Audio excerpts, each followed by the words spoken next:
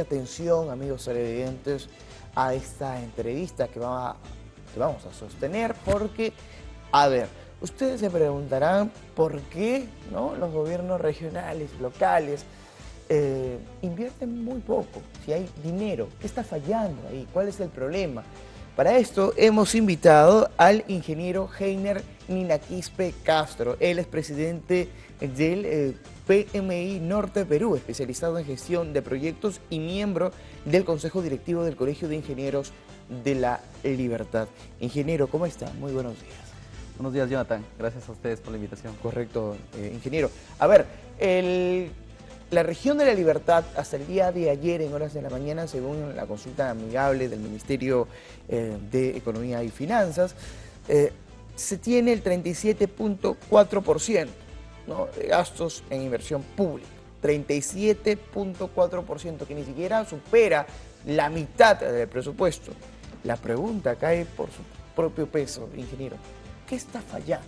¿Por qué hay este número de inversión muy bajo? Bueno, un poquito para poner el contexto, Jonathan, la inversión pública, si bien es cierto, mide la ejecución del gasto, que definitivamente debe solucionar problemas de nuestra comunidad, nuestra sociedad.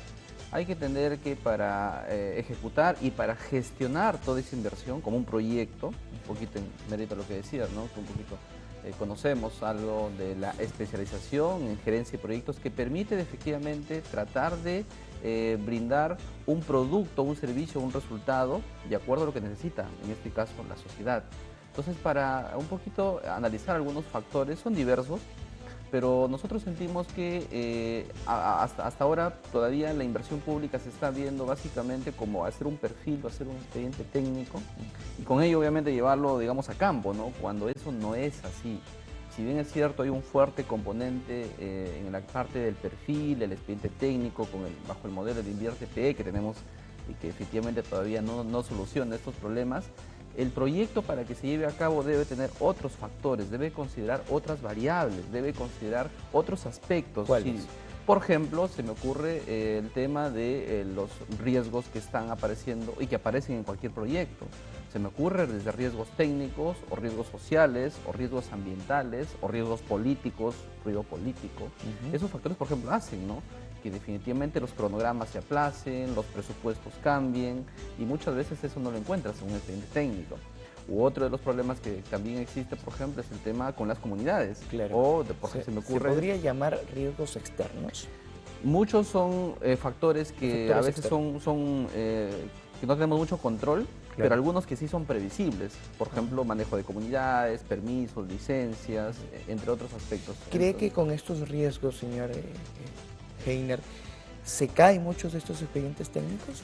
Sí, ¿Es uno de los factores que está exacto, fallando? exacto. Los expedientes técnicos, recordemos, si vemos un poquito en la parte técnica, básicamente se refiere mucho a la ejecución de la obra. Cómo voy a ejecutar la pista, la carretera, Sí. el puesto de salud. O sea, la parte de ingeniería, que está muy bien, que es excelente, que esté bien Efectivamente. hecho. Pero alrededor hay otros factores que deben considerarse. ¿De qué me sirve un expediente técnico si es que yo sé, por ejemplo, que no tengo la disponibilidad de terrenos? Por ejemplo, ¿no? Sí.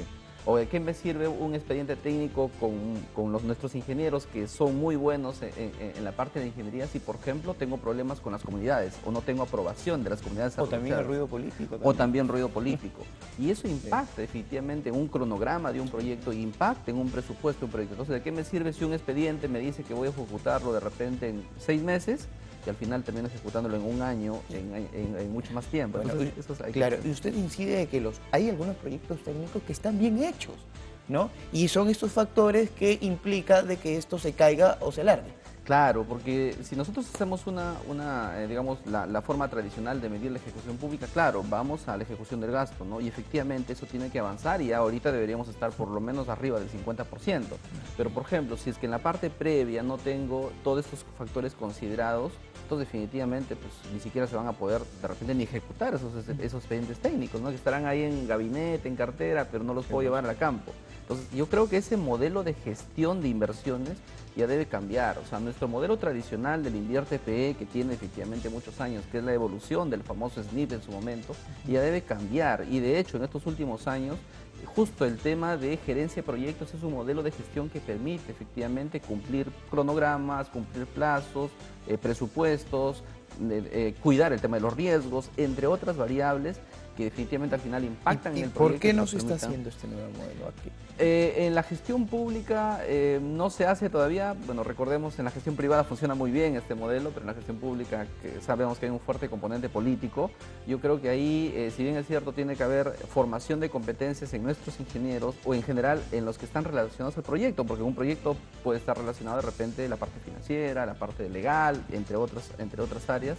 Yo creo que ahí el modelo de inversiones debe cambiarse más que todo por un componente político. Y de hecho ya hay antecedentes. Los principales megaproyectos que se están gestionando en el Perú, por ejemplo, se me ocurre Metro de Lima, Aeropuerto de Chinchero, el Megapuerto de Chancay y el mismo proyecto de Chaimochi, al ser un megaproyecto, se está incorporando buenas prácticas a nivel mundial, que son referidas a gerencia de proyectos.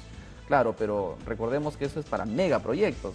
Pero ¿qué pasa con la pista de nuestra zona? ¿Qué pasa con el colegio de nuestra urbanización? Entonces, definitivamente esos modelos tienen que ir poco a poco también implementándose tanto en los GORES, en los gobiernos regionales y definitivamente también en los gobiernos locales. Correcto, Heiner. Y bueno, y frente a esto abro otra interrogante también, ¿no? ¿Qué se necesita para que los gobiernos locales pueda ejecutar mejor el presupuesto? Ya hay un marco legal, porque recordemos en la parte pública, un poquito por la experiencia que también puedo tener en la parte pública, es normatividad, lo que te permite hacer la norma y lo que no te...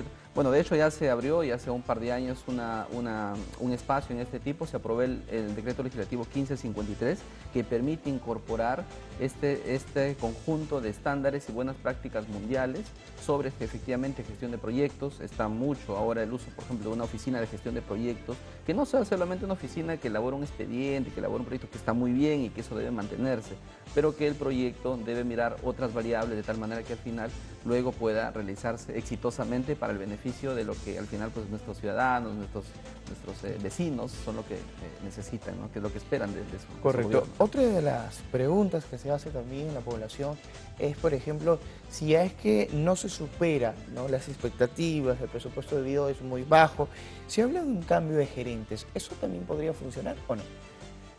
Bueno, recordemos que en la gestión pública tiene que haber los mejores cuadros, ¿no? Tiene que haber cuadros técnicos, tiene que haber cuadros que realmente solucionen los problemas y que obviamente eso tiene que estar alineado también a la parte política, ¿no? Entonces yo estimo de que cualquiera de nuestras autoridades, sea un alcalde, sea un gobernador, si es que no está cumpliéndose las expectativas de la población, definitivamente tiene que hacer un análisis, una evaluación, y en el caso de que los profesionales no cumplan el perfil o no tengan las competencias necesarias, bueno, creo que al final pues, lo importante es que la gestión pueda dar un buen servicio a la ciudadanía, ¿no? Eso ya quedará a criterio de cada una de estas autoridades.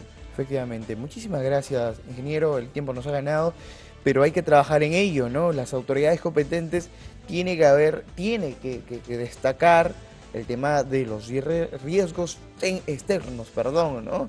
Riesgos políticos, riesgos técnicos, en fin, y se tiene que aplicar sin duda alguna, ¿no?, en los gobiernos regionales. Muchísimas gracias por estar aquí. No, gracias a ustedes. Gracias.